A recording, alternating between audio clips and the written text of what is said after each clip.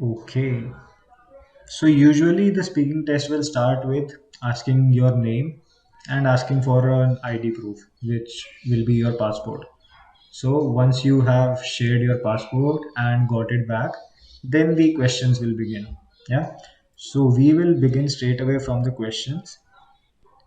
Um, okay, let's talk about the place where you live, your home, and or your house. So house is a building, home is where you live. Let's talk about your home. Do you live in a house or a flat?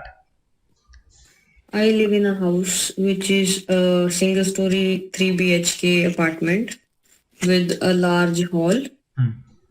and and a living room Hmm. and three rooms with the kitchen, and it has only one room on the first floor which we use as a store. Okay. Which- and we also have a kitchen garden and a garden in the front and backyard of our house, respectively. Okay. So now this was a little long. Hmm. Okay. Try to keep it to 3 lines max for part one. Okay. Which is your favorite room in the house?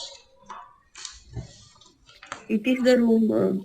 It is my room. Of course, I love my room. I have decorated it in a sense that I feel is a good sense, and I feel really comfortable whenever I visit my place. Okay.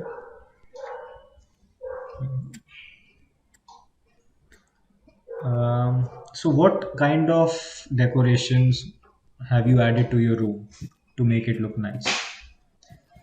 I have added some paintings which I had done in my school or college life, and also my pictures are there, which of course of my college life, which are, and some wall hangings are there. A Krishna wall hanging is there, which is my favorite, and that's it. Okay. Who do you live with? I live with my friends basically now currently. Okay. And how long have you been living here? I have been living here since 3 or 4 years now. I have came here in Delhi in 2018 or 19, and since then I'm continuously here. Yeah. Okay.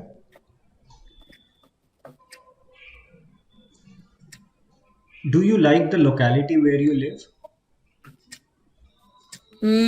Not much. I used to like the locality I used to live previously. It was a nice location, and I have had all the things at handy. And we had a supermarket around the corner of my house, Hmm. and vegetable and fruit shops were also there nearby. And but the locality I live now is just very far away from the market, and I'm not able to get things readily available. Okay. Okay. Are the transport facilities to your locality good? They are okay. We have an auto, CNG auto, ready at our gate, and um, 10 or 15 minutes by foot is a metro station, and bus stop is nearby only. It is around 800 meters from my house. Okay. If you could change one thing about your locality, what would it be? As I already told, which I don't like is the unavailability of shops and mainly the required things or grocery items or uh, vegetable and fruit items which should be available nearby. That is the only good thing I like most. Okay. Okay. Would you like to move to another place? Not really, because I like the house I live in. Hmm. It is not about the locality, but I like the house I live in. So I did not like to change or move to any place. Uh, right now, I'm not planning to. All right. Okay. Now we'll move on to part two. Hmm.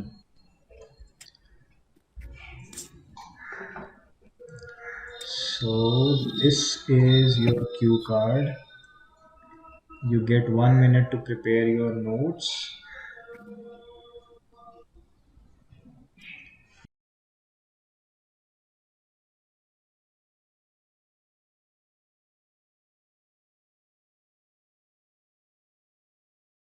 Yes, please begin. Uh, so going to talk about something I bought that was difficult to use at first. So it was a massager gun which I had brought from Amazon 6 or 7 months back. It was a massager gun from Lifelong Company, and it was black in color, and it had 4 or 5 modes and lots of options to use. And at first, it was very difficult to use, and it provides, as written in the description box of Amazon, it was useful for relaxation or reducing cramps or providing basically for the relaxation and rejuvenation after exercise. And it was pretty much difficult to use considering its different modes of operation, and also it was a bit heavy to use. And I brought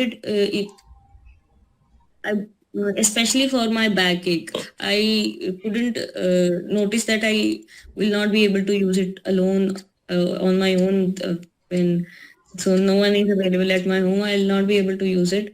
So it was not usable, and I didn't understand the modes and the speed of operations also.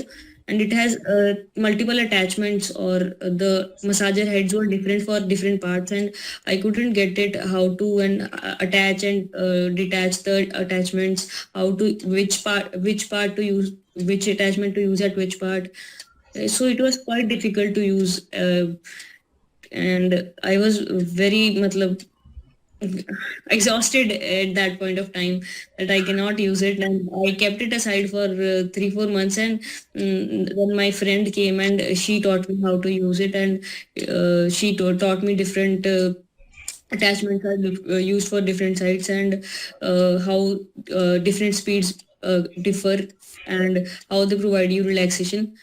Initially, when I used this is a funny part. Initially, when I used it, actually caused me pain because I didn't knew how to use it, and moreover, the speed settings was not appropriate according to what I was feeling, and it caused me more of the pain and rather than relaxation. Okay. So Okay.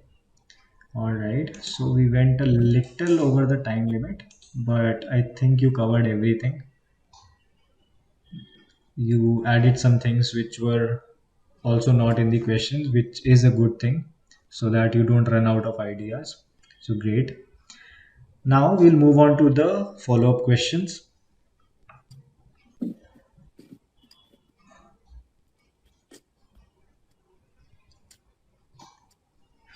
So, according to you, which types of products are difficult to use in the beginning? I believe electronic products are most difficult to use when you go and you buy it. It is like an impulse buying happens because you see the product and you see the Amazon description of it and how useful it can be, and it will be chaos when you bring it to your place and you will not be able to get it, how to assemble it, how to get things right. Okay. Do you think it is a good idea to buy all the newly launched products? I don't think it is a good idea because you will be short of anyone who buys the new products will be short of the reviews which we uh, ultimately, when we buy a product, we'll definitely seeing for the stars or the reviews the people other people give for their purchase. So it will not be there, so it can be somewhat a havoc, and it is not a good idea to do it. Okay. Do you think advertisements do a good job in selling products? Advertisement do a tremendous job in selling things which we don't need, I must say. Hmm. They actually target a specific population, and for example, I have recently read about a product where a clone was drawn and his eyes were down, down they were looking down, and it was targeted for mostly the toddlers, Hmm. and the selling was increased as soon as they used that marketing strategy or the type of advertisement. Okay. According to you, what is better, buying things online or physically visiting a shop? It depends. If you live in a place where things are readily available, you can go and purchase it physically, which is a bit better because you can inspect the things. You can better have a detailed observation before buying it, before paying for it. And once you order it online, it will come directly at your doorstep, and you will not be able to inspect it. You have already paid for it. You have to go through a cumbersome process of just returning it or filing a refund or replacement. That is a disadvantage that online shopping carries. All right. So, which kinds of products do you buy online? I buy online the things which I know will not be uh, damaged, or maybe even if they are damaged, they have the return policy. I do check the return policy just before buying. I'll just go to the details of the product and just go through that policy of refund or return. And now Amazon has changed this policy, or Flipkart also, they have changed their policy. They have just included in the replacement policy in most of their products, and which is a bad thing to do, which shouldn't be done. Okay.